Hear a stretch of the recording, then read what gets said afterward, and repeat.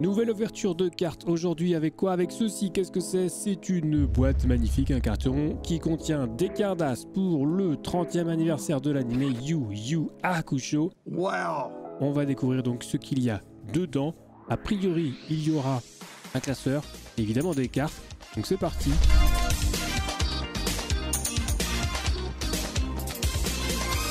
Yu Yu Hakusho. Voici comment se présente le carton que nous allons ouvrir évidemment en passant par l'arrière que voici. Pour ça, nous aurons besoin d'un magnifique couteau, mon petit couteau traditionnel avec lequel j'ouvre absolument toutes les cartes. C'est parti, on ouvre tout ça tranquillement, tout doucement pour ne pas abîmer le contenu à l'intérieur évidemment. Attention, le deuxième côté, ici, c'est parti. Et on va pouvoir ouvrir tout ça et découvrir ce qui se passe. Bien entendu, attention, découverte. Eh bien, il y a un carton dans le carton. Allez, c'est incroyable. Mais voilà, on a le contenu ici que nous allons découvrir. Regardez bien. Hop, le voici et voilà, c'est ça. C'est donc bel et bien un classeur avec des cartes à l'intérieur que nous allons découvrir. Donc on va sortir ça évidemment de son petit plastique comme cela. Voilà, hop, ici ça on enlève. On va déjà profiter des petites illustrations que vous pouvez voir au dos du classeur que voici avec les méchants qu'on reconnaît pour ceux qui connaissent Yu Yu Hakusho. Et évidemment la team des héros, la team des gentils. Voilà, on les reconnaît également. Yusuke, Kiei, Kuwabara et Kurama bien sûr. Donc on continue la découverte. Que se passe-t-il à l'intérieur? Et oui, nous avons donc ce petit classeur avec des petites feuilles avec 4 emplacements et les cartes qui sont ici que je vais ôter de ce pas. On va découvrir ensemble. Et d'abord on va s'occuper de construire le classeur très rapidement. Hop, en y mettant les pages.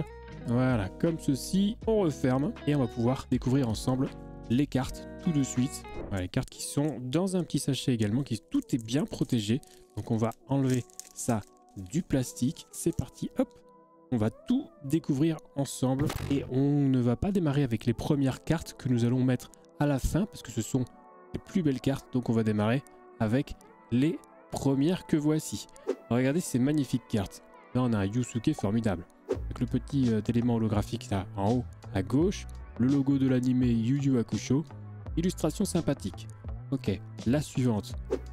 Nouveau Yusuke qui prépare une attaque d'énergie.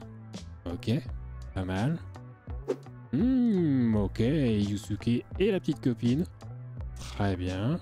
Ok, les lovers. Ensuite, Kuwabara qui fait son épée d'esprit, un spiritual sword, bien sûr. Une position qu'on lui reconnaît. Ensuite, nous avons un Kuwabara dans une autre posture. Les illustrations sont sympathiques, hein, les cartes sont propres. Ok, Kuwabara en gros plan, qui vient de se faire visiblement frapper par Yusuke. Ensuite, I'm number one. L'éternel rival hein, de Yusuke, bien sûr, Kuwabara. Sympathique. Ok, on passe à Kurama.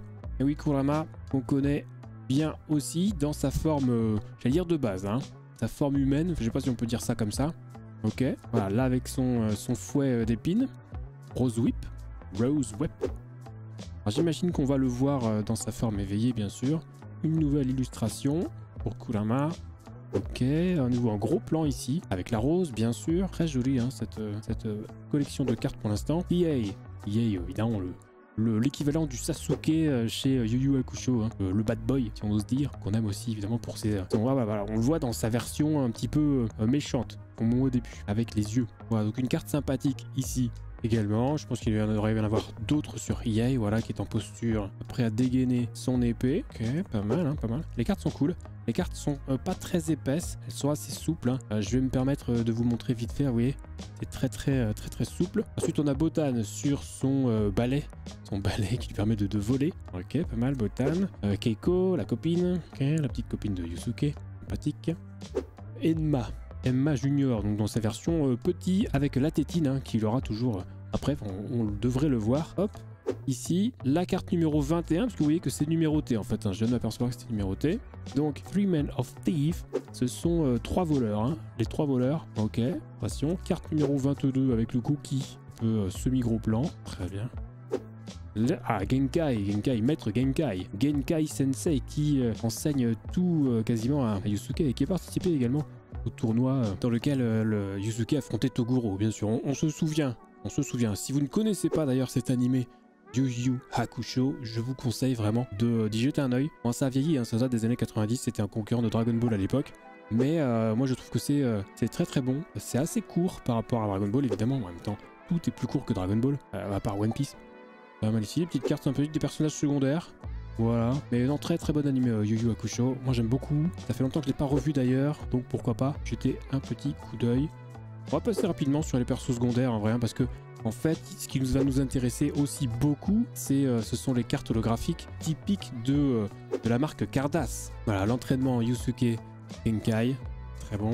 Avec cet effet holographique qu'on a retrouvé récemment sur les cartes CP, KCP ou ICP ou RCP, je ne sais plus, peut-être les RCP, dans la série Super Dragon Ball Heroes, hein, sur la série UGM 6, 7, 6, 5 ou 6, je ne sais plus, 5 peut-être. Hein. Alors j'avais ouvert ça, il y a une vidéo là-dessus, hein, vous devriez la trouver sur la chaîne. Voilà.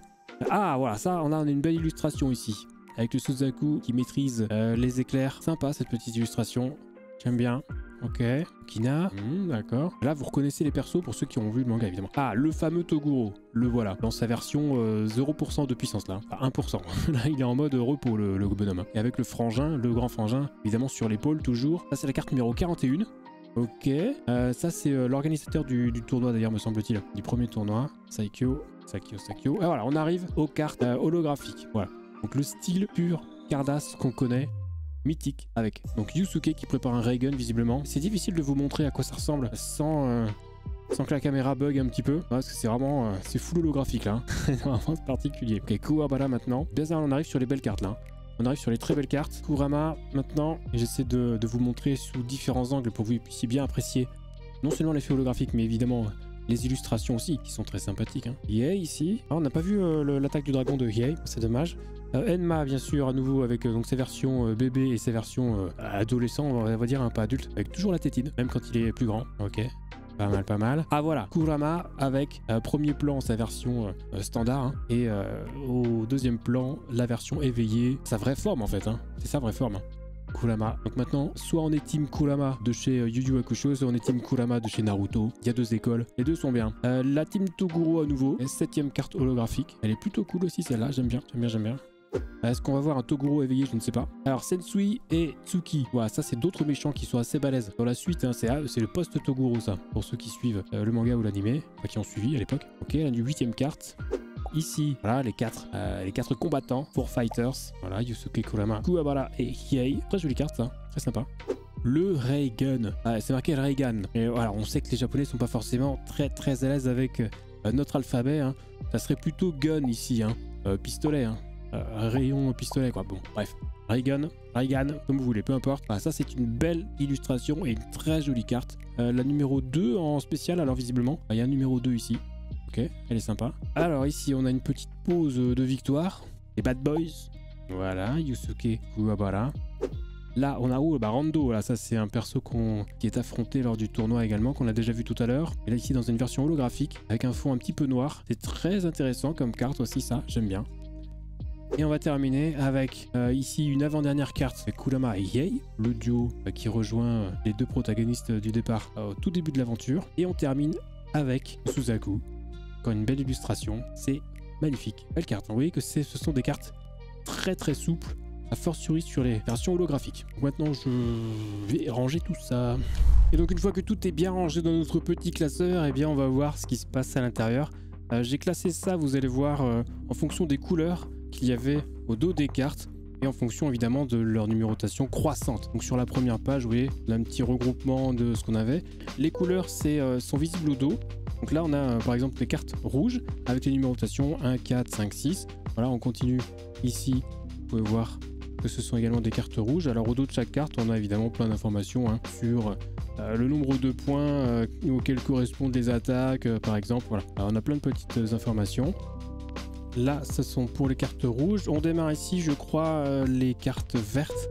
Donc j'ai fait le vert après, voilà, les cartes avec les pastilles vertes. Vous voyez là, on a le Ray Gun qui coûte 1050 points. Je sais pas exactement à quoi ça correspond, si ce sont des cartes avec lesquelles on peut jouer ou si c'est juste des statistiques sur les personnages. Ce qui est sympathique aussi à avoir de temps en temps. On aime bien faire des classements de puissance, vous savez, hein, quand on aime les shonen. On aime bien qui est le plus puissant entre Goku et Vegeta, entre Goku SSJ Blue et Goku SSJ3, peu importe. Voilà, donc on aime bien tout ça. Et je pense que c'est un petit peu le même cas ici avec ces petites infos qu'on a au dos de chaque carte. Voilà. En tout cas, ça fait plaisir de voir ça bien rangé. Là, on a les cartes jaunes maintenant. Ça fait plaisir de voir ça bien rangé. Hein. Moi, c'est un petit classeur, mais seulement des emplacements que pour 4 cartes. Mais voilà, je trouve que c'est plutôt stylé. Bon, ça fait une petite collection d'une grosse quarantaine de cartes dans un classeur magnifique. Je vous le montre à nouveau une dernière fois en gros plan. Il est quand même assez stylé. Voilà. Donc, écoutez, je suis ravi d'avoir pu partager cette découverte avec vous. Et cette découverte qui fut d'ailleurs bien courte, puisqu'on va arrêter la vidéo ici, il n'y a plus rien à voir. Donc, on se retrouve très vite pour une prochaine ouverture de cartes. Prenez soin de vous. À plus YouTube.